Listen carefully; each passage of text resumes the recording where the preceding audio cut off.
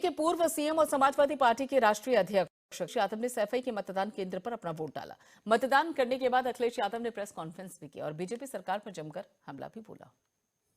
मैं प्रेस के लोगों का धन्यवाद देना चाहता हूं और हर चुनाव की तरह इस बार भी मुझे वोट डालने के लिए अपने गांव सैफई आना पड़ा और सैफई में हमेशा वोट डालता हूं। ये वोट इसलिए भी डालना ज़रूरी है और मैं अपील करता हूं सभी लोगों से जो आज मतदान जिन जिन क्षेत्रों में हो रहा है कि ज़्यादा से ज़्यादा मतदान करें। जितना ज़्यादा मतदान होगा उतना ही लोकतंत्र हमारा और मजबूत दिखाई देगा। लोकतंत्र बलवान हो, लोकतंत्र मजबूत हो, उसके लिए ज़्यादा से ज़्यादा मतदान करना ज़रूरी है। जहां भारतीय जनता पार्टी की सरकार जनता बदलना चाहती है, जनता बदलाव चाहती है, भारतीय जनता पार्टी के हर वादे और जो किए थे जनता को वो सब जुमले निकले।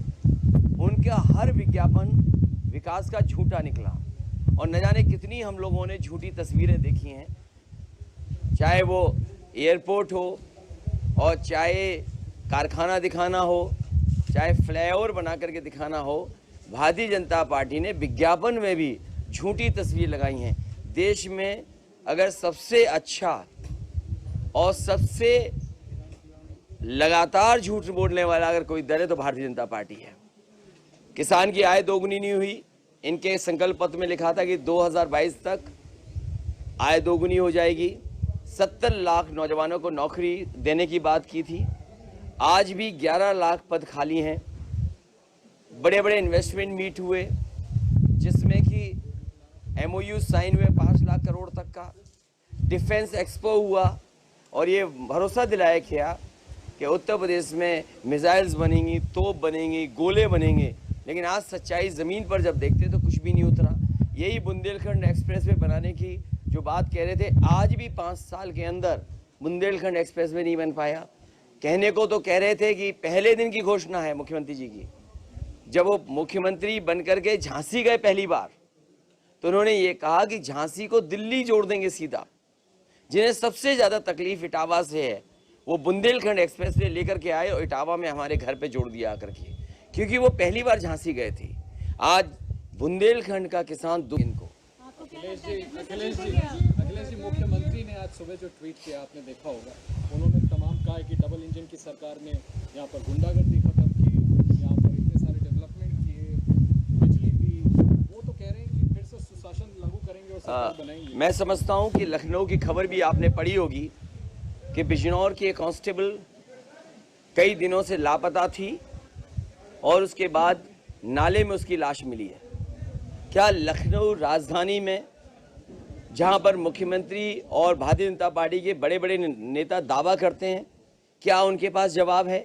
कुछ दिन पहले भारतीय जनता पार्टी के नेता ने ये भाषण दिया और भाषण देकर के ये कहा कि यहाँ पर व्यापारियों के बच्चों का अपहरण हो जाता है।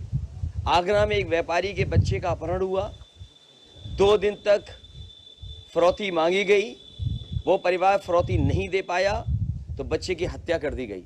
क्या लखनऊ में जो कांस्टेबल की जान गई है, जिसकी लाश नाले में मिली है, क्या भारतीय जनता पार्टी के पास उसका कोई जवाब है? क्या मुख्यमंत्री उसका जवाब देंगे कि वो बेटी गायब कैसे हुई और वो भी पुलिस की कांस्टेबल गायब थी? अब तो तस्वीरें आ गई हैं, सब बाहर आ गई हैं। तो आखिरकार लखनऊ जैसी राजधानी में एक कांस्टेबल, महिला कांस्टेबल के साथ ऐसी घटना घट सकती है। और आप NCRB का आंकड़ा देखिए।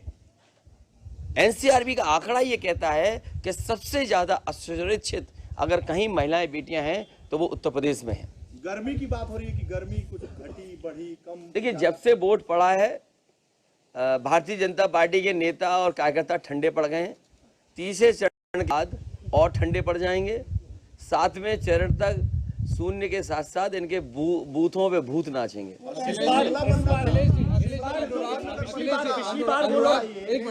अनुराग ठाकुर ने जो प्रेस कॉन्फ्रेंस करी उसमें सीधे तौर पर आतंकवादी लिंक का आरोप लगाया। मुझे खुशी है, एक बहुत सीनियर जर्नलिस्ट हैं और मैं आपसे कहूंगा अगर ये सवाल मुझसे पूछ रहे हैं तो ये भी आप जानकारी देना कि अगर तस्वीर ही पैमाना है किसी का तो देश से पैसा ले जाने वाले उद्योगपतियों की तस्वीर किस नेता के साथ है।